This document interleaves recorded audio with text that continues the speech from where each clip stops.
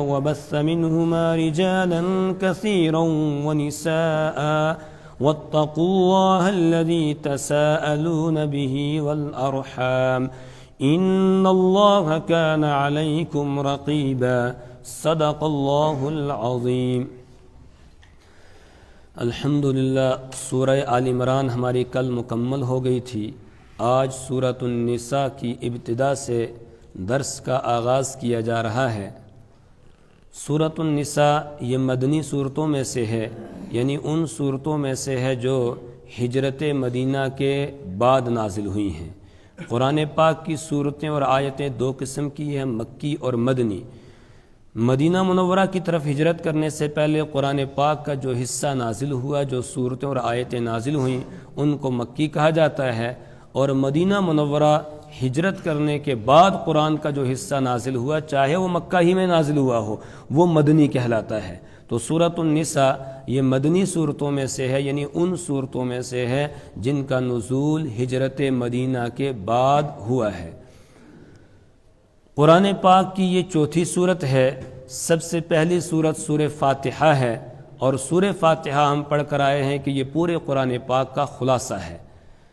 جو کچھ قرآن پاک میں بیان کیا گیا اس کو خلاصے کے طور پر اللہ تعالیٰ نے سورہ فاتحہ میں جمع کر دیا، اس لیے اس کو ام الکتاب بھی کہا جاتا ہے، یعنی پوری کتاب کا خلاصہ اور نچوڑ۔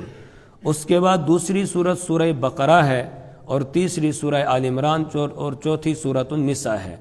سورہ بقرہ کے مضامین ہم پڑھ چکے کہ سورہ بقرہ کو موٹے طور پر دو حصوں میں تقسیم کیا جا سکتا ہے۔ پہلا حصہ اس میں نظریات کو بیان کیا گیا، عقائد کو بیان کیا گیا، اور دوسرے حصے میں پھر احکامات کو بیان کیا گیا۔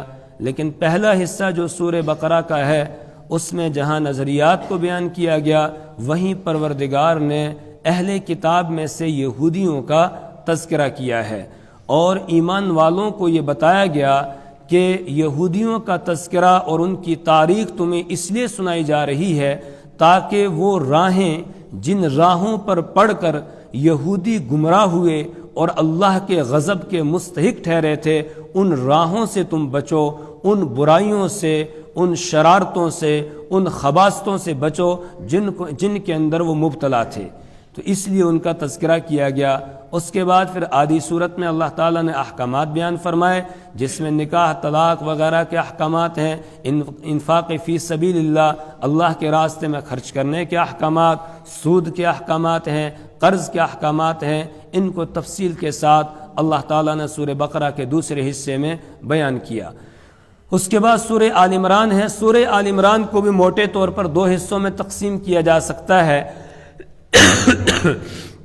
پہلا حصہ سورہ آل عمران کا بھی وہ ہے کہ جس میں پروردگار نے عقائد کو، نظریات کو بیان کیا کہ ایک آدمی کو کیا عقیدہ رکھنا چاہیے، کیا نظریہ رکھنا چاہیے، اور دوسرے حصے میں احکامات بیان کیے۔ احکامات میں سے پروردگار نے جہاد کو بیان کیا، اور پھر جہاد کو بیان کرتے ہوئے غزوہ احد کو بیان کیا۔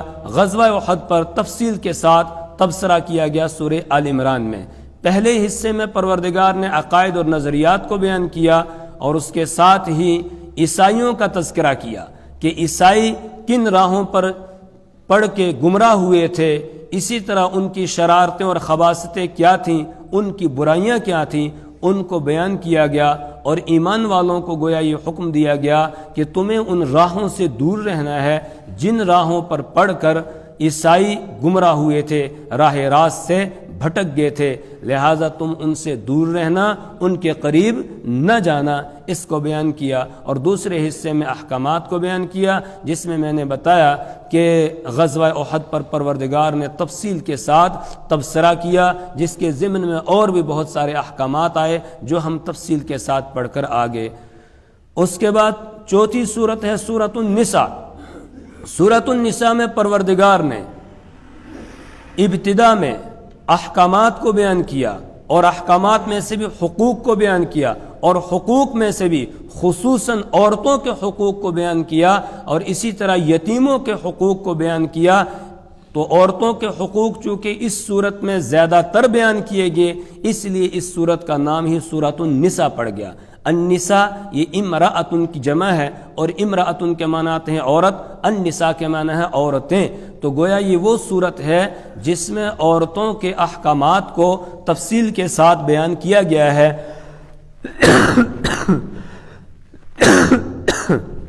ان کے حقوق کیا ہیں، ان حقوق کو واضح کیا گیا ہے.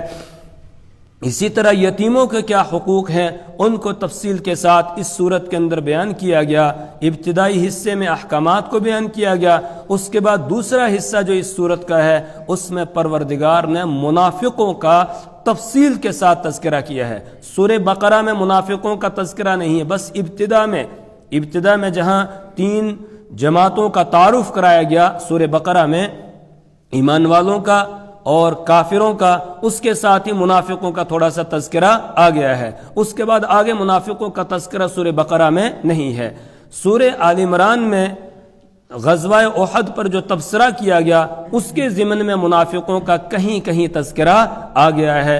لیکن اس صورت میں سورۃ النساء میں پروردگار نے منافقوں کا کھول کر تذکرہ کیا اور ان کی علامت اور پہچان بھی بتائی کہ ان کی علامت اور پہچان کیا ہے. اذا قاموا الى الصلاة قاموا کسالا، کہ جب وہ نماز کے لیے کھڑے ہوتے ہیں سستی کے ساتھ کھڑے ہوتے ہیں، اور ان کا جو بھی عمل ہوتا ہے دکھلاوے کے لیے ہوتا ہے، اخلاص کے ساتھ کوئی عمل ان کا نہیں ہوتا ہے.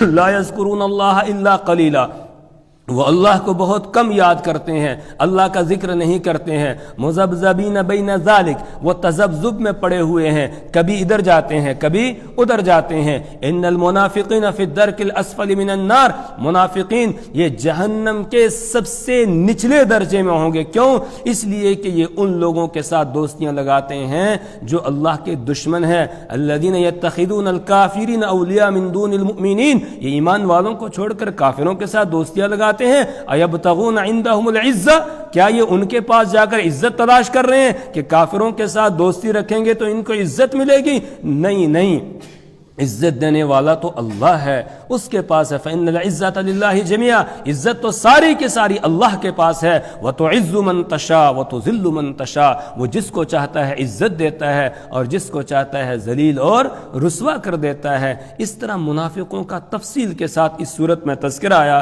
اس کے ساتھ ہی صلاۃ خوف کا، اسی طریقے سے صلاۃ مسافر کی نماز کا، اس کا بھی تذکرہ ہے. اور پھر آخر صورت میں جہاں سے چھٹا پارہ شروع ہوتا ہے تو چھٹے پارے کی ابتدا میں پروردگار نے یہودیوں کی خباثتوں اور شرارتوں کا اختصار کے ساتھ تذکرہ کیا ہے اور یہ بتایا ہے یہ ملعون کیوں ہوئے. فبما نقضهم من اللہ، کہ یہ فبما نقضهم، ان کے اللہ کے عہد کو توڑنے کی وجہ سے لعناہم، اللہ فرماتے ہیں ہم نے ان پر لعنت کر دی کیونکہ انہوں نے اللہ کے عہد کو توڑا. اسی طریقے سے کفر کیا انہوں نے، حضرت عیسیٰ علیہ السلام کے قتل کا پلان بنایا اور پھر ان کے قتل کا انہوں نے دعویٰ کیا. اس کو تفصیل کے ساتھ بیان کیا کہ وما قتلوہ وما صلبوہ، حضرت عیسیٰ علیہ السلام کو نہ انہوں نے قتل کیا نہ ان کو سولی پہ چڑھایا. یہ جھوٹے ہیں جو اس طرح کا دعویٰ کر رہے ہیں. بل رفعہ اللہ یقینا، بلکہ اللہ تعالیٰ نے حضرت عیسیٰ علیہ السلام کو یقینی طور پر آسمانوں پر اٹھا لیا ہے. اس کے ساتھ ہی اس صورت میں اللہ نے وراثت کے احکامات کو بیان کیا تفصیل کے ساتھ، ابتدائی صورت میں بھی اور پھر آخری آیت جو اس صورت کی ہے اس میں بھی اللہ نے وراثت کے احکامات کو بیان کیا ہے. ابتدا اس صورت کی ہوتی ہے یا ایھا الناس اتقوا ربکم الذی خلقکم من نفس واحدہ.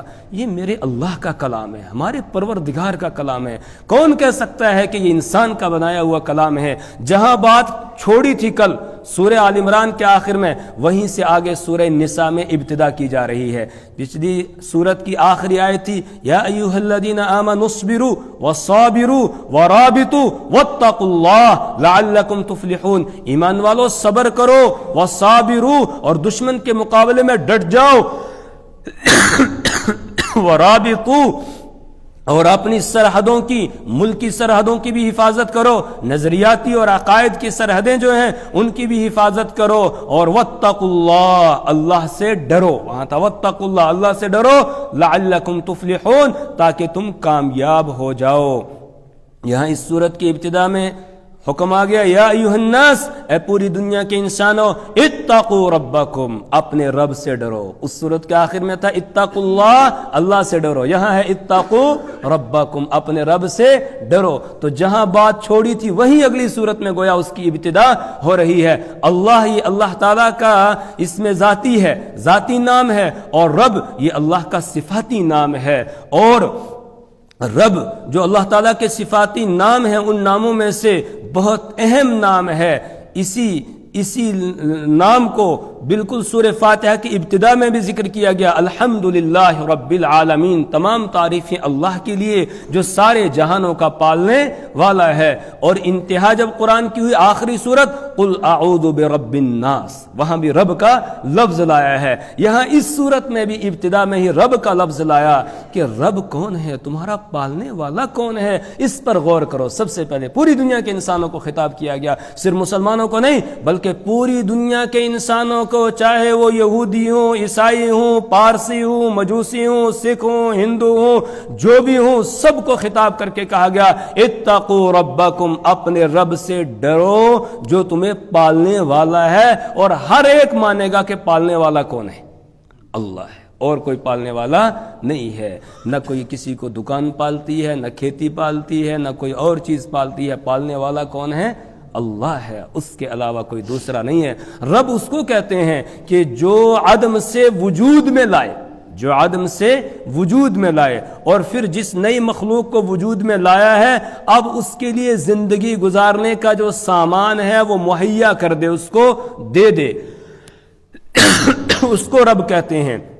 اور تیسری بات رب میں یہ ہے کہ وہ جو نئی مخلوق ہے اس کو تدریجاً بڑھاتا ہے، یعنی ابتدا میں چھوٹی ہے، پھر اس کو بڑھاتے بڑھاتے انتہا تک لے جاتا ہے، اس کو رب کہا جاتا ہے۔ جس میں یہ تین باتیں پائی جائے، عدم سے وجود میں لائے، اور نئی مخلوق کے لیے پھر جو چیزیں اس کو سامان زندگی گزارنے کے لیے لگتا ہے وہ اس کو مہیا کرے، اور تیسرے نمبر پر یہ کہ پھر اس کو تدریجاً بڑھائے، بڑھاتے بڑھاتے یہاں تک کہ انتہا تک اس کو پہنچا دے۔ اسی کو مولانا ابوالکلام آزاد رحمہ اللہ، ان کی جو سورہ فاتحہ کی تفسیر ہے ام الکتاب، اس میں انہوں نے نقل کیا کہ رب اس کو کہا جاتا ہے کہ جو ہر کسی کو جس وقت میں جس چیز کی جتنی ضرورت ہے وہ عطا کرے، کسی کو کسی وقت میں جس چیز کی جتنی ضرورت ہے وہ اس کو عطا کرے، دیتا جائے، اس کو رب کہتے ہیں۔ وہی پیدا کرنے والا، اور پیدا کرنے کے بعد پھر وہی آگے رہنمائی کرنے والا ہے۔ جب حضرت موسیٰ علیہ السلام سے فرعون نے پوچھا کہ جس رب پر ایمان لانے کی آپ دعوت دے رہے ہیں اور کہہ رہے ہیں رب العالمین نے ہمیں بھیجا ہے، اس پر ایمان لاؤ، تو وہ رب العالمین کون ہے؟ حضرت موسیٰ علیہ السلام نے تعارف کرایا، ربنا الذی اعطى كل شيء خلقه ثم هدى، کہ ہمارا رب وہ ہے جس نے ہر چیز کو پیدا کیا اور پیدا کرنے کے بعد پھر اس کی رہنمائی کی، اس کو بتایا اس کو زندگی کیسے گزارنی ہے۔ صرف انسان ہی نہیں، اللہ کی جتنی مخلوق ہے، کسی بھی مخلوق کو آپ لے لیں، وہ پیدا ہوتے ہی اپنے کام میں مشغول ہو جاتی ہے۔ اب اس کی رہنمائی کرنے والا کون ہے؟ مثال کے طور پر مرغی کا ایک چوزا ہے جو انڈے سے نکلتا ہے، انڈے کو جیسے مرغی نے توڑا پھوڑا، اس میں سے ایک زندہ چوزا نکل کر آ گیا، نکلتے ہی وہ فوراً دانہ تلاش کرنے لگتا ہے، وہ گھاس نہیں کھاتا ہے، کوئی اور چیز نہیں کھاتا ہے۔ کیوں؟ یہ کس نے اس کو بتایا کہ تیری غذا دانہ ہے، کوئی دوسری چیز نہیں ہے؟ کون بتانے والا ہے؟ اللہ ہے، اس کے سوا کوئی دوسرا نہیں ہے، یہ ہے رب۔ تو یا ایھا الناس، اے پوری دنیا کے انسانوں، اتقوا ربکم، تم اپنے رب سے ڈرو، الذی خلقکم، جس نے تم کو پیدا کیا ہے، من نفس واحدہ، ایک جان سے، ایک نفس سے پیدا کیا، ایک جان سے پیدا کیا۔ اس جان سے مراد کون ہے؟ مفسرین لکھتے ہیں حضرت آدم علیہ السلام ہے۔ حضرت آدم علیہ السلام کو اللہ تعالیٰ نے سب سے پہلے پیدا کیا انسانوں میں، اور مٹی سے ان کے جسم کو تیار کیا۔ اس کے بعد وَنَفَخْتُ فِيهِ مِن رُوحِي، اللہ فرماتے میں نے اپنی روح ان میں پھونک دی، روح ڈالی اور ان کو زندہ کیا، پھر انہی سے آگے نسل انسانی کا سلسلہ چلتا ہے۔ تو بلا واسطہ، براہ راست پروردگار نے مٹی سے حضرت آدم علیہ السلام کو پیدا کیا، وَخَلَقَ مِنْهَا زَوْجَهَا، اور پیدا کیا اسی سے، یعنی اسی جان سے پیدا کیا زوجہا، اس کے جوڑے کو یا اس کی بیوی کو، اما حوا رضی اللہ تعالی عنہا، ان کو بھی پیدا کیا پروردگار نے، کس سے؟ حضرت آدم علیہ السلام سے۔ کیسے پیدا کیا؟ ایک روایت میں ہے کہ عورت کو ٹیڑھی پسلی سے پیدا کیا گیا ہے۔ بعض حضرات شارحین یہی کہتے ہیں، علماء کرام یہی کہتے ہیں کہ حضرت آدم علیہ السلام کی بائیں پسلی سے اللہ تعالیٰ نے حضرت اما حوا کو پیدا کیا۔ کیسے پیدا کیا وہ اللہ ہی جانتا ہے۔ اور بعض مفسرین یہ کہتے ہیں کہ نہیں، بائیں پسلی سے پیدا کرنے کا مطلب یہ ہے کہ عورت کے مزاج میں پروردگار نے کجی رکھی ہے، ٹیڑھا پن رکھا ہے، جیسے پسلی ٹیڑھی ہوتی ہے ایسے اس کے مزاج میں یہ بات شامل ہے، داخل ہے۔ اور مردوں کو یہ کہا جا رہا ہے کہ تمہیں عورتوں کے مزاج کی رعایت کرنی ہے۔ اس کو گویا ٹیڑھی پسلی کے ساتھ تشبیہ دی جا رہی ہے کہ ٹیڑھی پسلی میں خوبصورتی اس کے ٹیڑھا ہونے ہی میں ہے، اگر پسلی بالکل سیدھی کر دی جائے تو پھر وہ خوبصورت نظر نہیں آئے گی، اور ٹیڑھی پسلی کو اگر تم سیدھا کرنے لگو گے تو وہ ٹوٹ جائے گی۔ اسی طریقے سے عورت کا مزاج گویا اس کے اندر کجی رکھی گئی، اور اسی میں عورت کے لیے خوبصورتی ہے، لہذا تمہیں اس کی باتوں کو برداشت کرنا ہے، بات بات پر جو ہے وہ روک ٹوک نہیں کرنی ہے، اس کے مزاج کی رعایت کرنی ہے، اس کے مزاج میں ٹیڑھا پن ہے، لہذا یہ بد زبانی بھی کرے گی، بد اخلاقی بھی کرے گی، تمہیں برداشت کرنا ہے۔ تمہیں اللہ نے مرد بنایا، تمہیں اللہ نے قوام بنایا، منتظم بنایا، گھر کا انتظام چلانے والا بنایا ہے، لہذا تمہیں برداشت کرنا ہے۔ تم اس کو سیدھا کرنے کی کوشش نہیں کرنا، سیدھا کرو گے تو توڑ ڈالو گے، توڑنے کا مطلب پھر طلاق پر نوبت آ جائے گی، جو تمام مباح کاموں میں سب سے زیادہ ناپسندیدہ عمل ہے، اور پھر تمہارا گھر برباد ہو جائے گا۔ اس لیے اس کے مزاج کی رعایت کرنا ضروری ہے۔ بعض حضرات یہ کہتے ہیں کہ یہ مطلب ہے ٹیڑھی پسلی سے پیدا کرنے کا، اور یہ جو یہاں کہا گیا وَخَلَقَ مِنْهَا زَوْجَهَا، کہ اسی جان سے اللہ نے پیدا کیا ان کی بیوی کو، اس کا مطلب یہ ہے انہی کی جنس سے پیدا کیا، اور جنس سے پیدا کرنے کا مطلب یہ ہے جیسے حضرت آدم علیہ السلام کو مٹی سے پیدا کیا تھا، اسی طریقے سے اما حوا کو بھی مٹی سے پیدا کیا۔ اور تفسیر روح المعانی میں علامہ آلوسی رحمہ اللہ نے حضرت ابو جعفر باقر رحمہ اللہ کا یہ قول نقل کیا ہے کہ اما حوا کو اس باقی مٹی سے پیدا کیا گیا تھا جس سے حضرت آدم علیہ السلام کو بنایا گیا تھا، یعنی جو گارا حضرت آدم علیہ السلام کے جسم کو بنانے کے لیے تیار کیا گیا تھا، اس میں جو باقی رہ گیا تھا اسی باقی سے اللہ تعالیٰ نے اما حوا کو پیدا کیا۔ گویا جس جنس سے حضرت آدم علیہ السلام کو پیدا کیا اسی جنس سے اما حوا کو بھی پیدا کیا۔ اس کے بعد پھر وَبَثَّ مِنْهُمَا رِجَالًا كَثِيرًا وَنِسَاءً وَبَثَّ مِنْهُمَا، اور پروردگار نے ان دونوں سے، یعنی حضرت آدم علیہ السلام اور ان کی بیوی اما حوا، ان دونوں سے پھیلا دیا رجالاً کثیراً، بہت سے مردوں کو، وَنِسَاءً اور بہت سی عورتوں کو۔ پوری دنیا میں جتنے بھی انسان آج تک آ چکے اور اس وقت موجود ہیں اور آئندہ قیامت تک آنے والے ہیں، سب کس کی اولاد میں ہیں؟ حضرت آدم علیہ السلام اور اما حوا کی اولاد میں ہیں۔ جتنے پھیلے ہوئے ہیں، ان کو یہ پھیلانے والا، اس سلسلے کو چلانے والا کون ہے؟ اللہ ہے، پروردگار ہے۔ کہا اس پروردگار سے تم ڈرو جس نے یہ تمہارا نسل انسانی کا سلسلہ چلایا اور تمہیں پوری دنیا کے اندر پھیلا دیا ہے۔ اسی پروردگار نے، آج کہتے ہیں ہم دو ہمارے دو، جی زیادہ ہو جائیں گے پھر کہاں سے کھائیں گے؟ اللہ کا شکر ہے اس وقت یہ لوگ موجود نہیں تھے، اگر یہ موجود ہوتے کہتے یہ تو چند ایک کھیت ہیں، کہاں سے کھائیں گے، کیا کریں گے، بس یہیں پر بس کرو، نسبندی کا سلسلہ شروع کر دیتے۔ آج یہی کہتے ہیں نا، حالانکہ جتنی آبادی بڑھتی ہے اتنا ہی اللہ کی طرف سے نعمتوں میں فراوانی ہوتی، جتنی آبادی بڑھتی ہے اتنی اللہ کی طرف سے نعمتوں کی فراوانی ہوتی ہے، اس کے خزانوں میں کوئی کمی آتی نہیں ہے۔ یہاں کے جو لوگ پرانے باشندے ہیں وہ خود بتائیں کہ جس وقت آبادی کم تھی، چند ایک گھر یہاں پر تھے، اس وقت کیا اتنی سہولتیں ہمیں حاصل تھیں؟ زندگی گزارنے کا جو سامان ہے، جس طرح آج ہمیں حاصل ہے اس طرح اس وقت تھا۔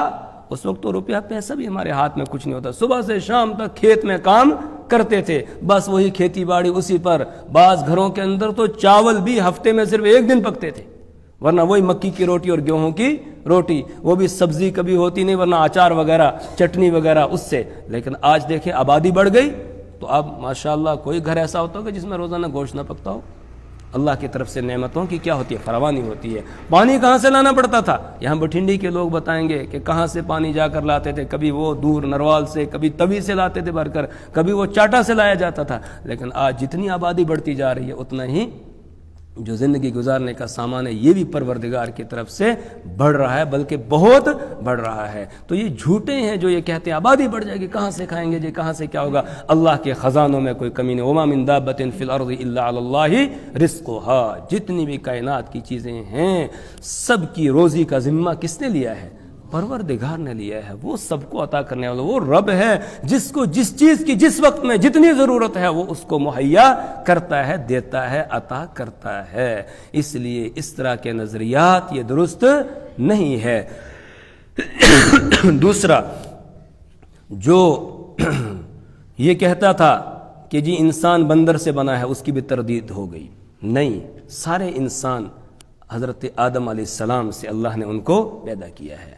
پھر جو انسانوں کو تقسیم کرتے ہیں، بانٹتے ہیں، یہ اوپر والے ہیں، یہ نیچے والے ہیں، ان کی بھی تردید ہو گئی۔ نہیں، سارے انسان کس سے ہیں؟ حضرت آدم علیہ السلام سے۔ یا ایھا الناس انا خلقناکم من ذکر وانثی وجعلناکم شعوبا وقبائل لتعارفوا ان اکرمکم عند اللہ اتقاکم۔ اے پوری دنیا کے انسانوں، ہم نے تم کو ایک مرد اور ایک عورت سے پیدا کیا ہے، اور تمہارے قبیلے اور خاندان صرف اس لیے بنائے ہیں تاکہ پہچان ہو جائے کہ یہ عبداللہ فلانے خاندان کا، یہ عبداللہ فلانے خاندان کا، یہ عبداللہ فلانے خاندان کا ہے۔ اس لیے بنائے ہیں قبیلے اور جو خاندان ہیں۔